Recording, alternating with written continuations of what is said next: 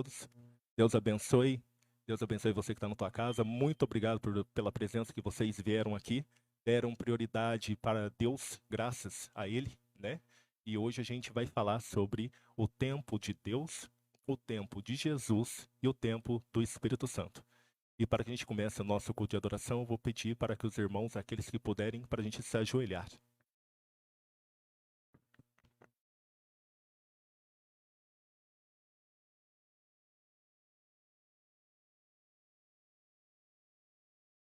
Amado Deus, Criador do céu e da terra, aqui estamos, Pai, diante do Senhor, diante da Tua glória e da Tua graça, ao qual Jesus Cristo nos ensinou para amarmos a Deus sobre todas as coisas e amar o próximo como a Ti mesmo.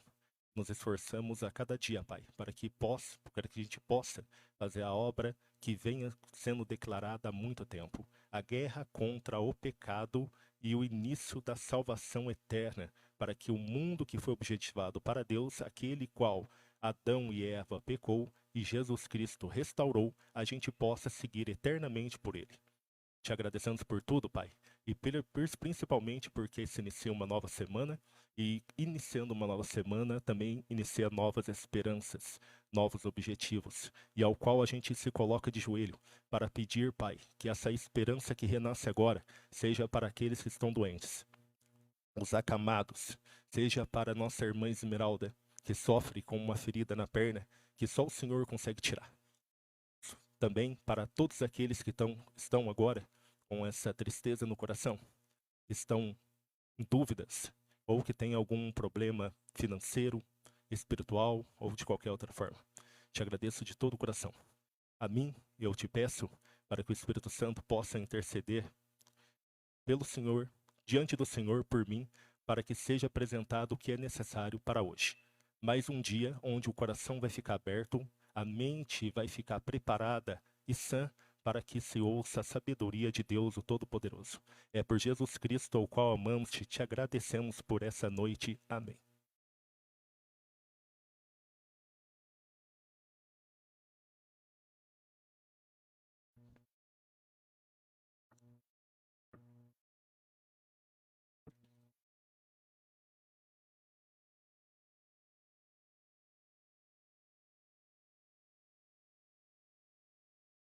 E nessa noite a gente vai começar a falar sobre coisas que acontecem na nossa vida e que às vezes nos entorpecem e que a gente não consegue identificá-los em razão da quantidade de entorpecentes que a gente tem.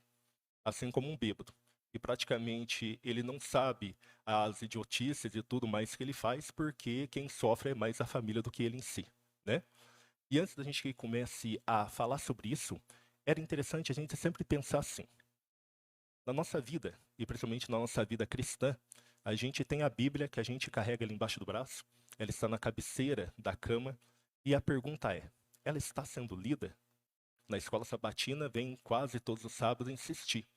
Eu posso dizer que eu também dou umas vaciladas algumas semanas, que eu coloco mais a prioridade do trabalho acima da prioridade dessa obrigação de ter escola sabatina e estudá-la. E eu creio que, e vejo, e o resultado é que quando eu chego no sábado eu me arrependo, porque certas coisas que é dita, eu não posso levar pelo que eu acho, tem que ser pelo que está escrito. Então, essa pergunta que eu te faço, e eu creio que hoje a gente pode ter uma nova visão do que a gente pode fazer para que a gente possa nos compreender se estamos corretos ou se estamos errados. A primeira coisa que eu pergunto a vocês é referente ao livro de Gênesis. Quando a gente lê o Gênesis e considera que é a palavra de Deus em si, tanto o Gênesis e toda a Bíblia, o que Gênesis representa para você? Claramente você não vai se identificar com o que aconteceu, porque a gente não é nenhuma pessoa que sai daqui para ir lá na guerra e ser voluntário para poder ajudar aquelas pessoas que estão sofrendo. E isso acontece porque, para nós, o livro de Gênesis ele serve somente como uma comunicação. A gente vê, entende o que está acontecendo, mas a gente não consegue se passar. Mas para uma pessoa que vive disso, do voluntariado, que dá vida para poder sair do seu país e ir para outro, ele pode achar algum sentido na questão do livro de Gênesis. Quando a gente olha Levíticos, que vem falar sobre a questão das leis morais, a gente já consegue se identificar um pouco mais com elas, porque essas leis em si, elas fazem parte da nossa vida hoje. E se não fosse essas leis que Deus impôs naquele tempo, imagina a libertinagem cujo qual teríamos hoje. Se hoje com as leis morais já existem as maiores aberrações, imagina o que poderia ser sem ter elas.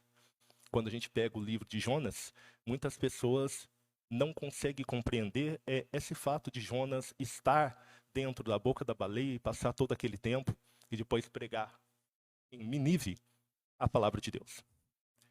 Muitas pessoas, porque poucas pessoas, e principalmente aquelas que passaram por uma situação quase morte, podem compreender que certos fatos que acontecem na nossa vida, ainda que a gente não consegue ter resposta, a gente sabe que foi Deus. Se para nós, eu sou um desses que passou um fato de uma quase morte na vida, eu posso dizer isso?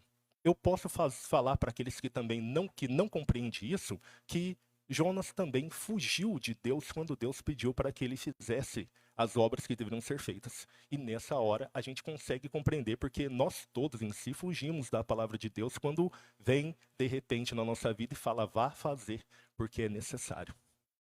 Quando a gente vai para o Novo Testamento e a gente vê Jesus Cristo, principalmente na parte da crucificação, a gente já consegue sentir na pele o que seria aquilo lá. E por quê? Porque o que Jesus Cristo passa já não é questão de milagre, mas são situações que a gente passa todos os dias. As traições, as falsidades, as perseguições e tudo mais que pode se imaginar.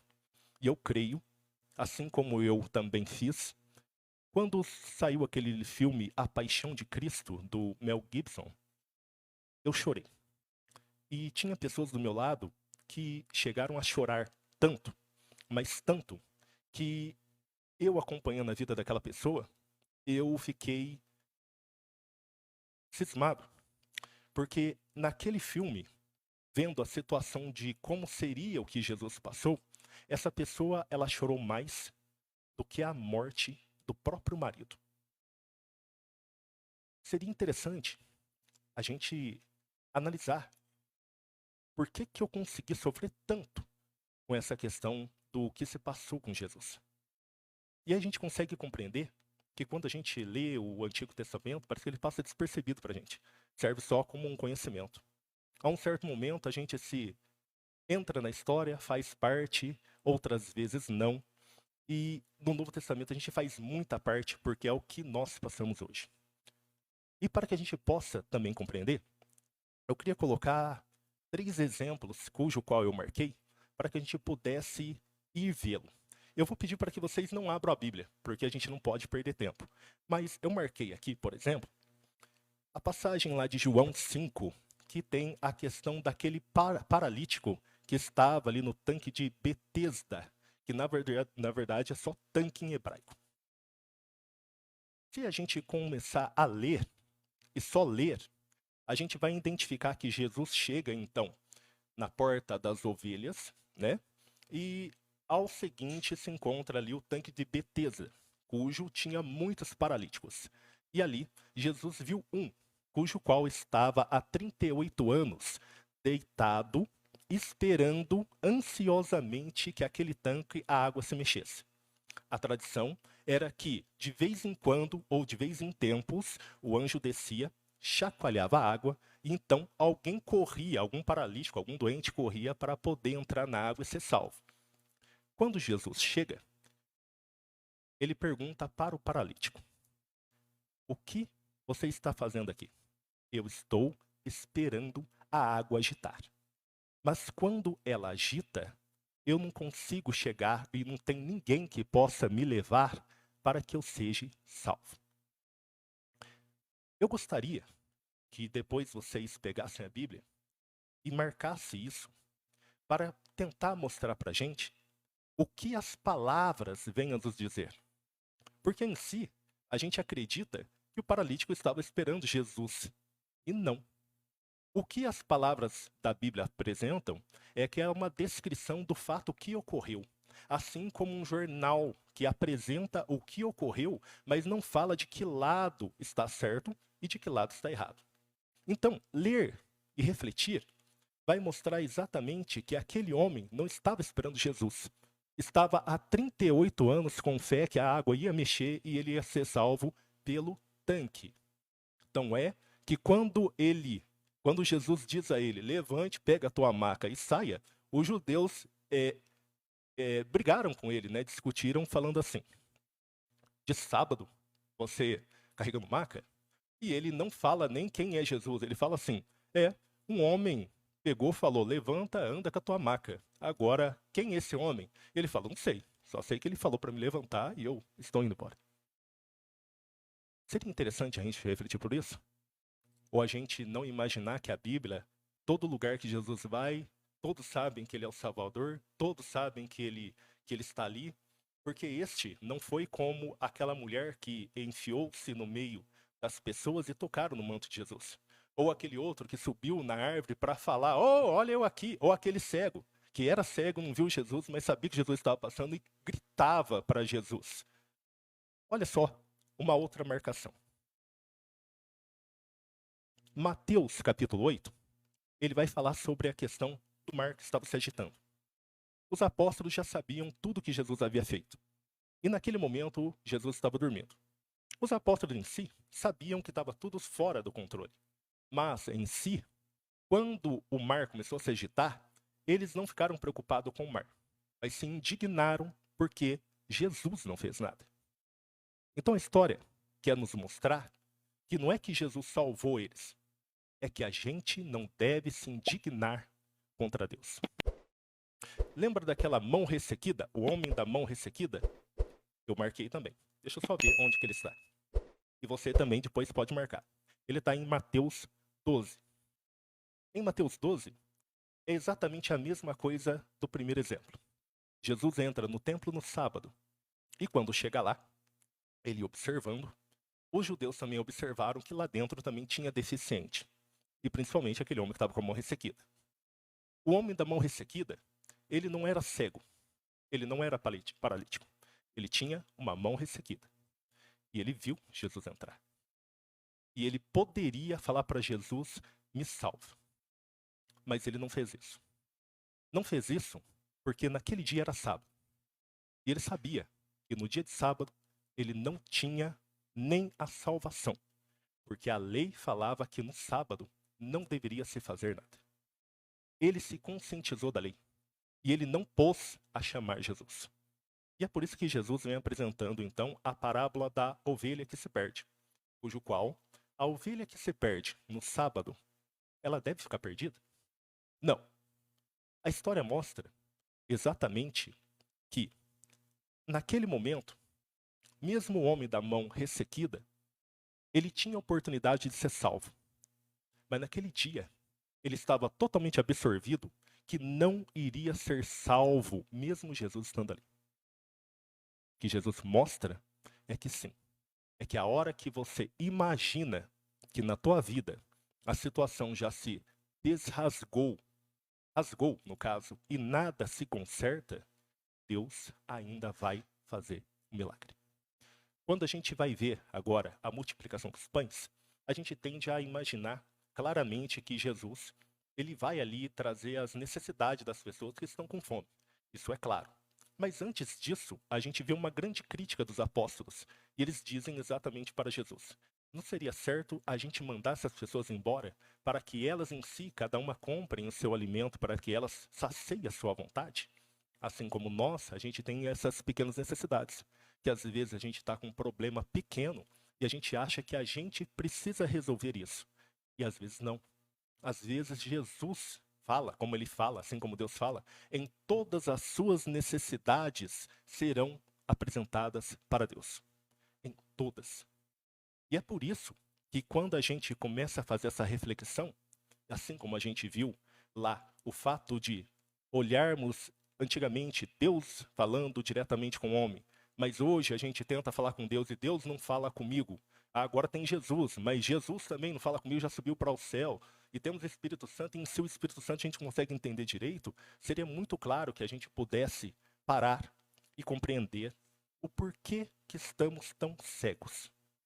E a gente está cego porque, como eu falei, nós estamos entorpecidos por tantos problemas que nós temos.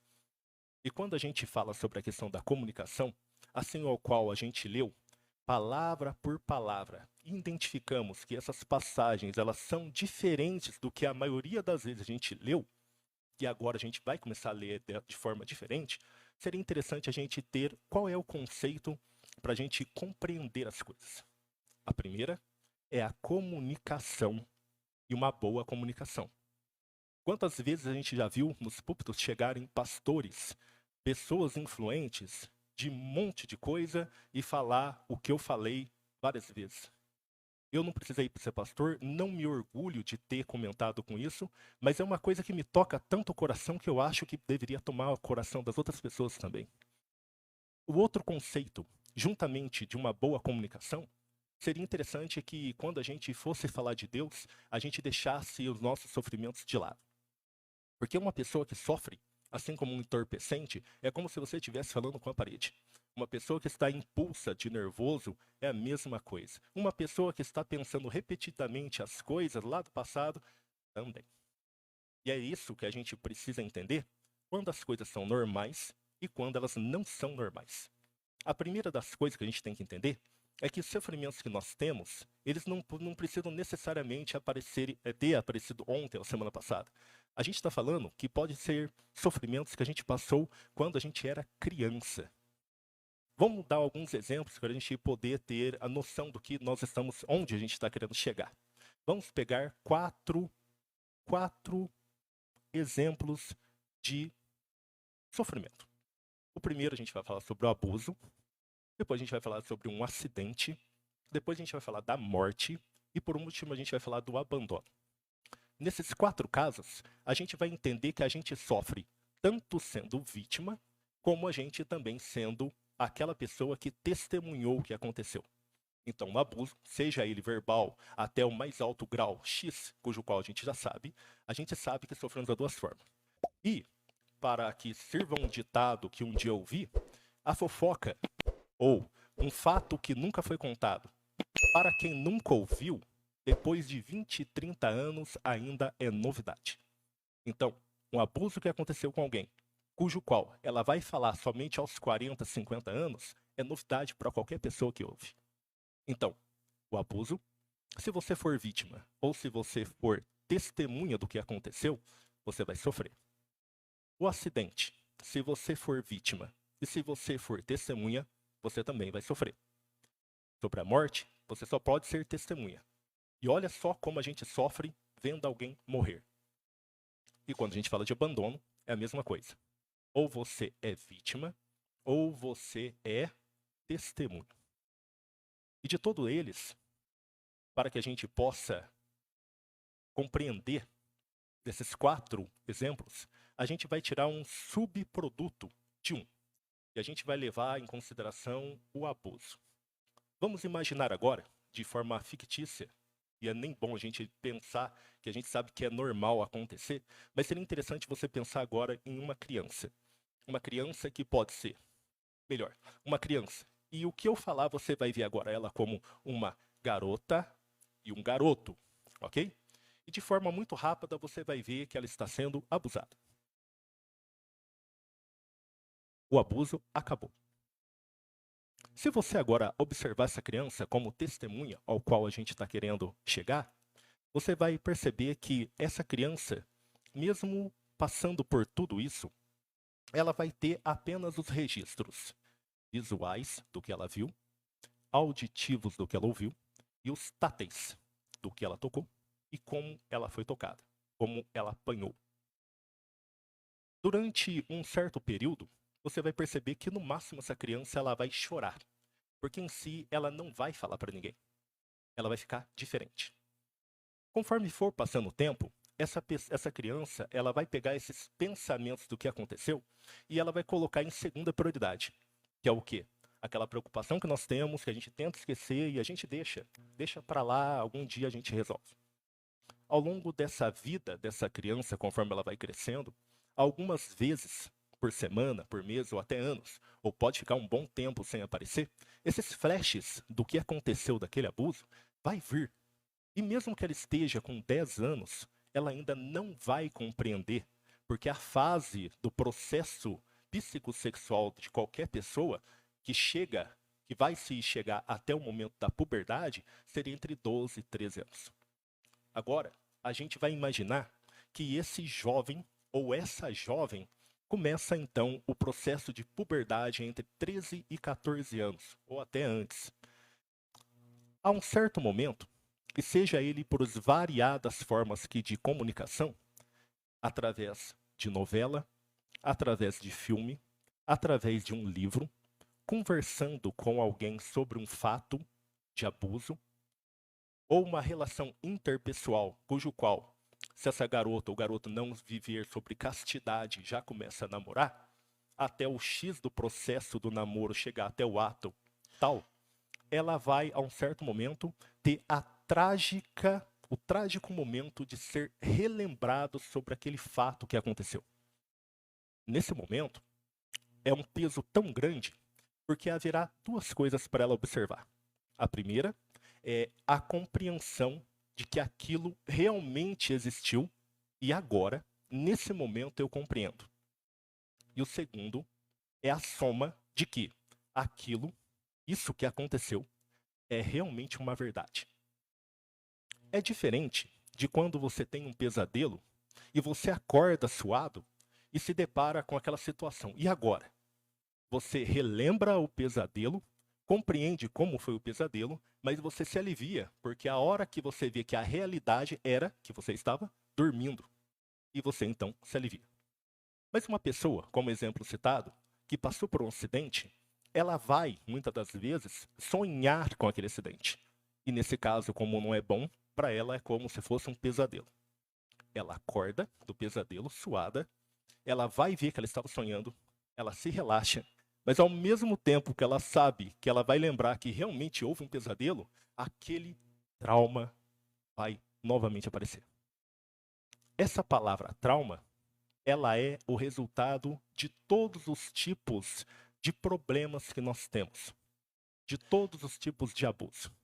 Quando a gente fala sobre abuso, o que a gente está querendo dizer é que até no meio de um trabalho, uma pessoa que te ameaça, o patrão que fala que vai te mandar embora, ou qualquer outro tipo básicos, isso são traumas que a gente tem. O trauma também é quando você pega o teu salário e aí a televisão fala que a inflação subiu e você sabe que você não comprou absolutamente nada. Você fica inconformado. E o resultado do trauma é esse, a inconformação. Mas o maior problema do trauma é o fato que é uma ferida na mente. E o trauma, a gente está vindo comentando sobre ele já faz quase 2 semanas. Ontem o Toninho, né, Toninho? O Toninho apresentou e falou sobre o tal trauma. E era convincente hoje continuar falando sobre ele. E por quê? Porque quando a gente fala sobre trauma, não existe o contrário. Ou seja, se eu estou com frio, eu vou procurar um meio de me aquecer. Se eu estou triste, vou arranjar um meio de ficar contente. Mas sobre o trauma, é uma realidade que você não se conforma. E quando a gente fala sobre não conformar, significa que você vai passar o resto da vida com aquela coisa chata na tua cabeça que aconteceu, que você não queria que acontecesse e vai ficar até o resto da vida. O máximo que a gente pode fazer é um processo que acontece conosco, que é de ficar, sabe, que é olhar o problema, colocar na cabeça, tentar resolver ele como se fosse um pequeno sonho, e aí você fica aliviado em si, mas quando volta à realidade você vê que só foi um sonho. É a mesma coisa quando você faz algo errado, e aí você afeta uma outra pessoa. Você gostaria muito de resolver o problema, mas você não resolve. E aí você fica matutando sobre aquilo até um momento que o teu próprio ser tenta resolver para você só no sonho, só para ver se você fica aliviado. Você fica aliviado na cabeça, deveria ser dessa forma, e quando abre os olhos você vê que a realidade é outra. Ainda continua a desavença, as tristezas e as separações. Diante de tudo isso, a gente fala, seria interessante hoje, porque até o momento que eu falei, todo mundo se identificou, e até eu em si. Mas seria interessante a gente primeiramente se compreender, porque o nosso foco ao qual a gente vai chegar no final do culto é saber o que eu tenho, Que traumas são esses? Porque os traumas, eles acarretam em problemas tão fortes, mas tão fortes. Quem já ficou se apaixonado alguma vez, aquela paixão muito forte, principalmente a da adolescência, vai reparar ou vai lembrar, que não sei se as meninas passaram, mas as adolescentes vão passar, que a questão de amar alguém, de se apaixonar por alguém é tão forte, e quando ela não é correspondida, que a pessoa sente dor, absolutamente dor mesmo, e chega a ser quase que uma fobia. Então seria bom a gente pegar coisas que acontecem no nosso cotidiano e a gente tentar identificar. É certo? É normal? Ou eu já estou com algum problema? Vamos dar um exemplo. Imagine que no final de semana a gente vai fazer um concurso público. O concurso público vai ter um período aí, a banca coloca em torno de 3 horas e meia a 4. Você já sabe que você vai ter dor de cabeça. Você vai ficar com 150 questões, a correria, um monte de pessoas ali, e você vai se empenhar, vai estar ali, e no meio da prova você vai sentir tontura, fraqueza e dor de cabeça. Naquele dia, você vai então voltar para tua casa e saber, a dor de cabeça que eu estou sentindo é por causa da prova que eu fiz. Amanhã estarei melhor. Isso é totalmente diferente da dor de cabeça que você tem durante 1, 2, 3, 4 dias e que você olha e diz: estou bem de saúde, estou me alimentando, estou tomando água e mal percebe que está com aquele pensamento repetitivo. Esses traumas de pensamento repetitivos é o que causa em nós esses processos psicossomáticos chamado de cefaleia, cujo é dado o nome de enxaqueca, dor de cabeça e outras coisas. Seria interessante que a gente também pudesse ver que, outro exemplo, se a gente tivesse, no caso, uma queimação na barriga, eu posso entender que a minha queimação da barriga foi porque o meu almoço eu escolhi comer uma comida picante. Então eu sei que eu comi muita pimenta. Isso é bem diferente do fato de você ter uma queimação de barriga, olhar para trás, ver que comeu normal ou nem comeu e a tua barriga começou a queimar do nada. E você pode se identificar que nesse momento você está passando então por um estresse. Está praticamente tendo uma gastrite. Quer ver um outro exemplo? Vamos falar agora do exemplo de uma pessoa que a um certo momento ela, melhor, vamos falar sobre a questão de fertilidade. Imagina que uma pessoa depois da meia-idade, ela quer se reproduzir, quer ter filhos. Ela sabe de forma normal que ter filhos depois dos 40, 50 anos é uma coisa muito difícil. Isso é totalmente diferente de alguém que está em condições de ter filho, mas não consegue ter filho por pressões psicológicas do parceiro. Vamos ver outro. Existe um fato que é a coceira. Imagina que uma pessoa coma frutos do mar e ela começa a ter então coceira e a garganta fecha. Isso, ela consegue lembrar que esse fato ocorreu em razão dela comer alguma coisa que ela tem uma alergia e ela não sabia, mas descobriu e simplesmente ela descobre que ela tem uma alergia a certa substância. Isso é totalmente diferente de uma pessoa que se coça de cima e embaixo, arranca pele com a unha, olha para ela e fala: eu não tenho nada, mas eu estou me coçando. E essa pessoa mal sabe que está com depressão. Vamos para outro? Mais um, para a gente não ficar muito longe. Vamos imaginar que a gente está no meio do mato. E no meio do mato a gente encontra uma cobra. Essa cobra, é evidente que a gente vai ter medo, porque a gente sabe que ela vai dar o bote e vai nos picar. Esse medo da cobra, ela é totalmente diferente do medo que existe quando a gente olha na internet ou vê nos vídeos aquele homem saudável, forte, pai de família, com a mulher do lado, sendo carregado por 4 ou 5 pessoas para tomar injeção. E na Covid a gente viu o homem dando show. E esse show que ele dá é interessante, porque toda vez que ele olha para a injeção, mesmo ele estando a 2 metros de distância, ele grita: me dói, me dói. E ele chora, e chora de verdade. Por quê? Será que isso é uma meme? Será que a gente deve realmente rir disso? Ou será que este não está com trauma que já vem perdurado na vida dele já faz muito tempo. É por isso que a gente precisa se olhar e saber que os problemas que eu tenho, eles são normais ou não. Isso é uma reflexão. Uma reflexão não só para hoje, no culto, hoje à noite, uma reflexão para todos os dias. Porque só assim você vai conseguir identificar o que são processos normais e processos de trauma. E trauma, como eu comentei, eles não são remediados com psicologia e psiquiatria. Eles são remediados com a palavra de Deus. E hoje nós vamos provar. Provar não. Hoje nós vamos continuar provando, porque a gente já vem falando isso durante quase o ano inteiro sobre a questão da Bíblia nas nossas vidas.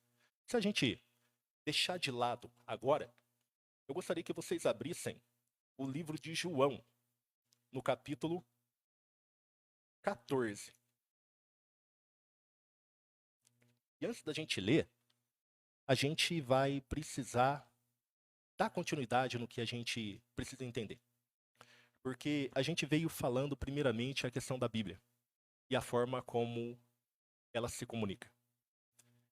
O que a gente percebe claramente é que a Bíblia em si é como se fosse um processo de desenvolvimento dos humanos, dos homens e das mulheres. E você percebe que pouco a pouco vem colocando as leis e Deus está ali presente com eles. Ao longo do ano, a gente, no caso eu, que sou representante do departamento de mordomia, já era um interesse de se falar sobre isso hoje, a gente precisou passar ao longo do tempo falando sobre coisas que não estavam na linha nossa da programação. Então a gente precisou, em um dia, falar sobre a questão do período interbíblico, para que a gente pudesse entender o que esses livros falam, que não tinha nada a ver com profético, mas tinha relações históricas. E hoje ele só consegue ter sentido quando hoje a gente fala sobre a comunicação. E ele, que é essa folha em branco que está depois de Zacarias e no começo de Mateus, é o momento que fala-se que foram 400 anos que Deus não se comunicou. E olha que interessante que antes de vir Jesus, a gente pode compreender que Deus falava diretamente com os seus fiéis. Deus saiu de cena, ficou vigiando, Jesus chega, apresenta coisas audaciosas e posteriormente ele sai. E fica o Espírito Santo. Para a gente possa compreender mais ou menos isso aí, e os exemplos são poucos que se tem, e tirando sobre a questão da forma como a pessoa cresce, as suas fases, vamos dar um exemplo menor e mais fácil de entender. Imagina que uma empresa contrata uma funcionária. E a funcionária, então, ela chega. E a gente sabe que a primeira coisa que ela vai ser instruída vai ser pela chefe. A chefe é que conhece como a empresa funciona, o que se deve fazer e o que não deve. A chefe, então, vai ficar do lado dela e vai passar para ela as instruções.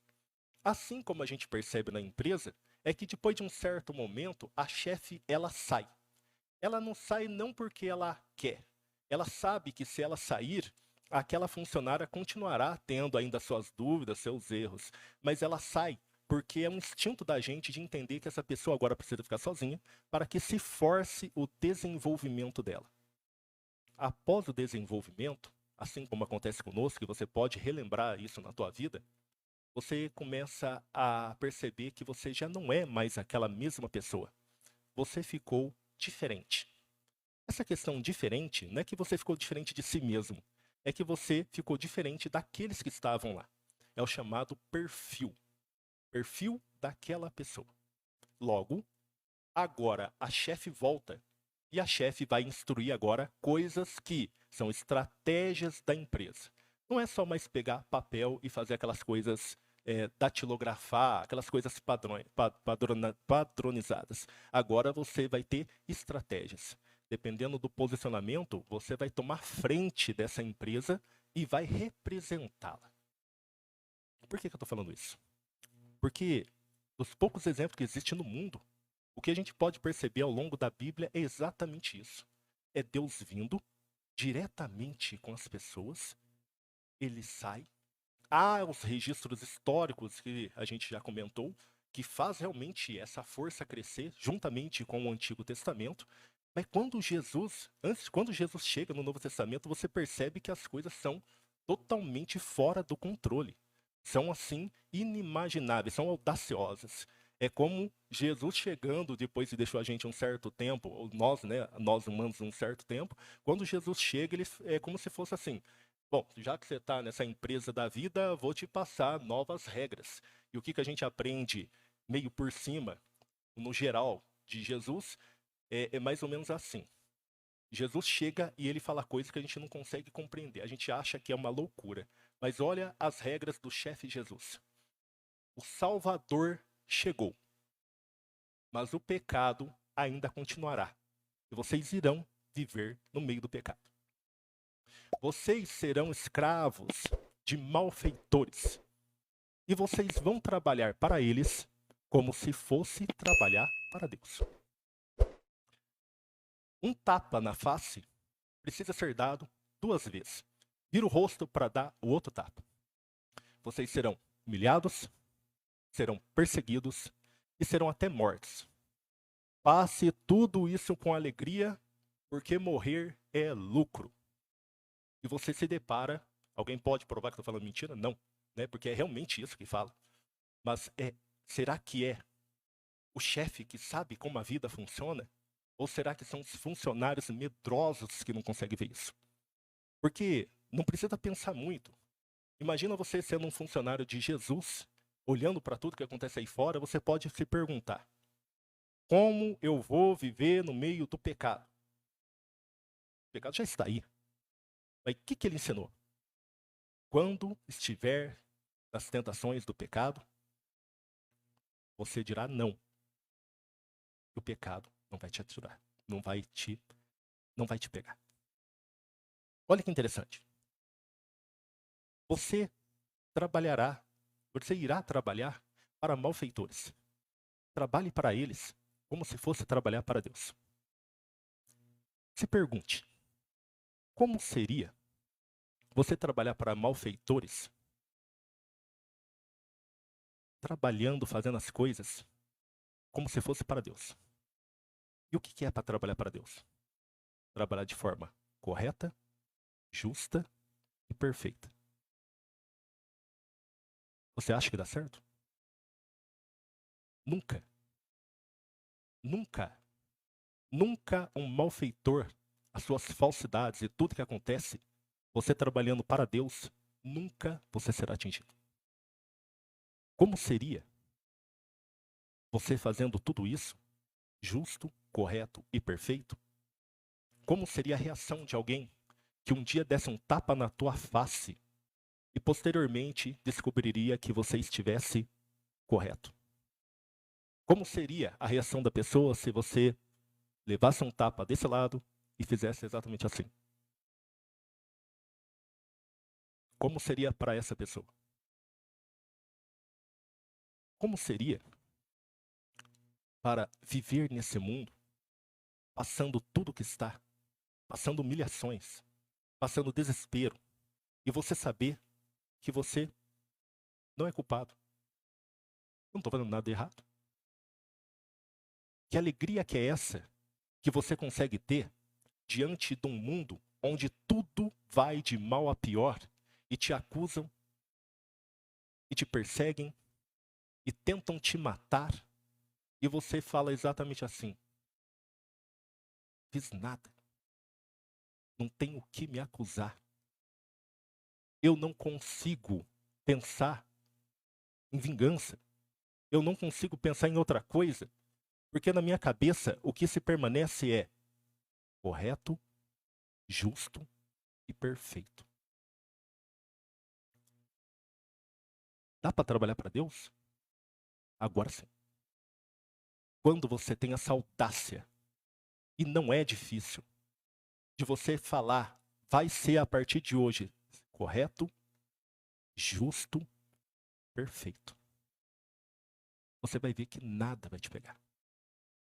Mas é interessante que esse chefe, ele também diz assim: eu vou ficar por pouco tempo. mas eu queria que você não se preocupasse, porque virá um conselheiro. E ele é necessário porque eu sei que dentro do corações de todas as pessoas há uma saudade e uma tristeza gigantesca por receber Jesus por pouco tempo e ele voltar para o céu. O que nós queremos? Queremos Jesus conosco. Queremos Jesus aqui perto. Queremos Jesus nos instruindo. Queremos a tua resposta, Jesus. Mas imagine que agora que ele fale assim: eu vou te dar um presente que é a maior graça que você pode dar, o maior presente que você pode dar. É o Espírito Santo. Esse que agora não vai estar do teu lado. Não vai aparecer quando você chama. Ele vai estar selado dentro do teu coração. E você não vai precisar fazer esforço para absolutamente nada, porque a empresa é minha. E eu vou te mostrar exatamente como vai ser. E aí, em João, é o que ele fala para os apóstolos, e todos que estão do lado, e a gente vai acompanhar a única leitura que nós vamos fazer. E olha só o que ele fala. João, capítulo 14, versículo 16. Olha só. Amém? E eu rogarei ao Pai, e ele vos dará outro consolador, a fim de que esteja para sempre convosco. O Espírito da verdade, que o mundo, ou seja, quem é o mundo? Esses que estão aí fora, ou aqueles que ignoram, aqueles que não querem saber de Jesus. O mundo não pode receber, porque não o vê, nem o conhece, ainda, olha aqui para mim, ainda que esteja dentro do coração de cada um. Mas o iníquo, ou aquele que rejeita o Espírito Santo, não o conhece. E continuando, vós o conheceis. E por quê? Porque ele habita convosco, estará em vós. Não vos deixareis órfão, voltareis para vós outros, ainda por um pouco, e o mundo não me verá mais. Vós, porém, me vereis, porque eu vivo, vós também irão viver. Naquele dia, vós conhecereis que eu estou em meu Pai, e vós em mim, e eu em vós. Aquele que tem os meus mandamentos e os guarda, esse é o que me ama, e aquele que me ama será amado por meu Pai. E eu também o amarei, e eu me manifestarei a ele. Disse-lhe Judas, não Iscariote: de onde procede, Senhor? E essas palavras que está para manifestar-te a nós e não ao mundo. E Jesus responde: se alguém me ama, guardará as minhas palavras, e meu Pai o amará. E viremos para ele e faremos nele morada. Quem não me ama, não guarda as minhas palavras. E a palavra que estáis ouvindo não é minha, mas do Pai que me enviou. Isto vos tenho dito, estando ainda convosco. Mas o Consolador, o Espírito Santo, a quem o Pai enviará em meu nome, esse vos ensinará todas as coisas e vos fará lembrar de tudo o que eu vos tenho dito. Deixo-vos a paz, a minha paz vos dou. Não vos dou como a do mundo. Não se turbe o vosso coração, nem se atemorize. Ouvistes que eu vos disse: vou e volto para junto de vós. Se me amasseis, alegrar-se-ia de que eu vá para o Pai, pois o Pai é maior do que eu. Digo-vos agora, antes que aconteça, para que, quando acontecer, vos creiais, já não falarei muito convosco, porque aí vem o príncipe do mundo, e ele nada tem em mim. Contudo, assim procedo para que o mundo saiba que eu amo o Pai e que faço como o Pai me ordenou.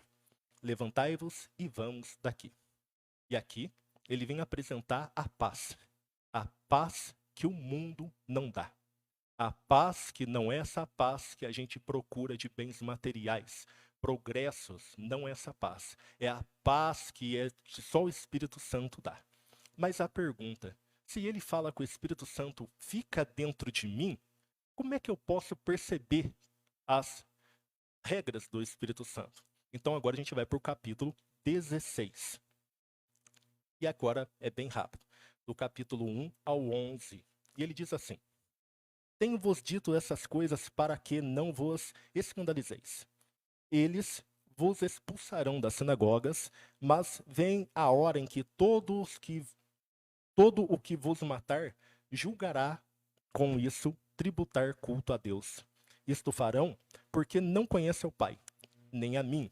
Ora, se essas coisas vos tenho dito para que, quando a hora chegar, vos recordeis que eu vou lá disse, não vou lá disse desde o princípio, porque eu estava convosco. Mas agora vou para junto daquele que me enviou, e nenhum de vós me pergunta: para onde está? Para onde vai? Pelo contrário, porque vos tenho dito essas coisas, a tristeza encheu o vosso coração. Mas eu vos digo a verdade: convém-vos que eu vá, porque se eu não for, o Consolador não virá para vós outros. Se, porém, eu for, eu vou-los enviarei. Quando ele vier, ou seja, este que está dentro do nosso coração, convencerá o mundo, convencerá o país, convencerá o Estado, convencerá a tua família, convencerá você do pecado, da justiça e do juízo. Do pecado vai te convencer porque você não crê em mim. Seu Espírito Santo está dentro de você. E a um momento você escuta teu coração que ele precisa te convencer que é pecado, ele vai te convencer. Mas ele não vai decidir por você. Ele vai te convencer, mas ele não vai decidir.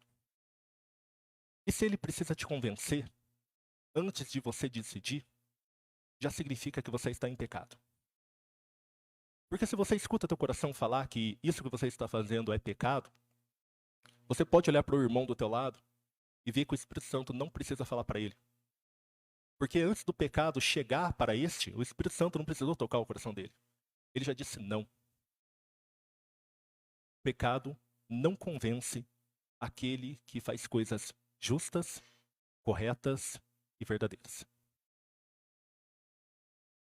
Da justiça, o Espírito Santo convencerá, porque vou para o Pai e não me vereis mais.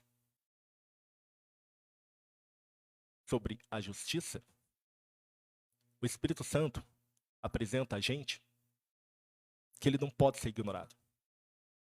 Que a gente precisa entender que o Pai, esse Deus, em 3 pessoas divinas, cada um fez sua parte. O Deus do Antigo Testamento, Jesus no Novo Testamento, e nesses momentos finais, o Espírito Santo. E que se haja justiça, caso você ignore esse Espírito Santo dentro de você, procurando coisas passadas. Esse Espírito é o mesmo Jesus, é o mesmo Deus. É os dois, como a gente acabou lendo. Estarei no Pai e o Pai em mim, e nós iremos fazer morada em você. Que você não cometa essa injustiça de achar que o Espírito Santo não tem valor. E por último, do juízo.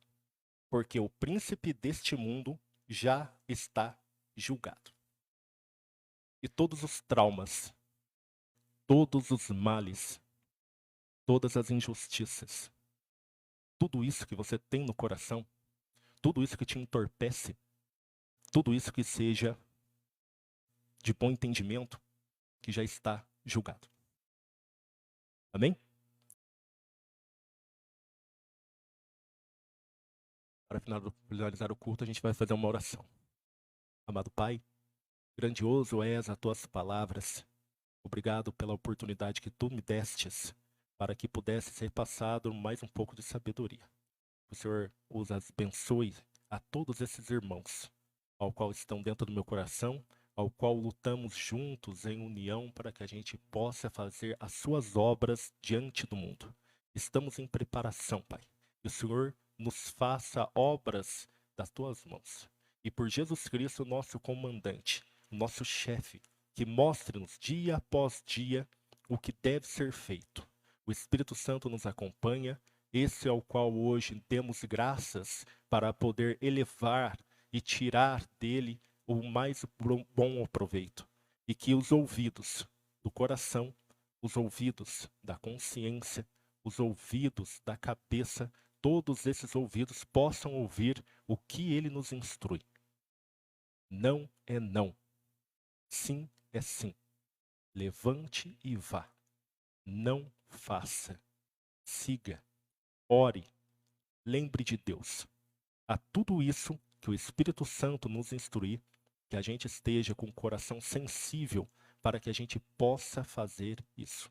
Porque assim é o que nos traz a paz de Cristo, não a paz do mundo. É isso que nos traz a salvação. Isso que nos traz a vitória diante dessa vida. Isso que nos mostra o que é viver. E viver sem qualquer tipo de problema. Porque a nós tudo é justo, correto e perfeito. E se eu tenho isso no coração, tenho na minha consciência, tenho nos meus pés, tenho o caminho firme ao qual eu devo seguir, fico muito agradecido, muito feliz, porque até a morte vai ser lucro. Em nome de Jesus eu te agradeço. Amém.